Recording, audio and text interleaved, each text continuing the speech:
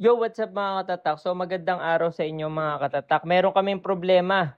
Wala na kaming screen na bakante, so kailangan na naming mag-attach ng mesh dito sa ating aluminum frame. So ito mga katatak, sineset na namin siya dito sa ating screen stretcher mga katatak. So sisiguraduhin lang namin na pantay ang mga side na yan, nakalock ng maigi para mabatak ng matino. So after nyan mga katatak, pipihitin na namin tong mga pulling side para mabatak na siya. At kapagka sapat na yung batak sa tingin namin, ay lalagyan na namin ng rugby ang lahat ng side niya mga katatak. So pagkatapos naming lagyan ng rugby na to mga katatak, ay kukuskusin natin ng maigi yan para mag-penetrate yung rugby natin sa ating screen at sa ating aluminum frame.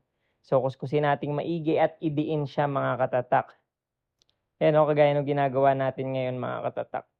Sinisigurado ko na nakadiin ang ating mesh sa ating frame.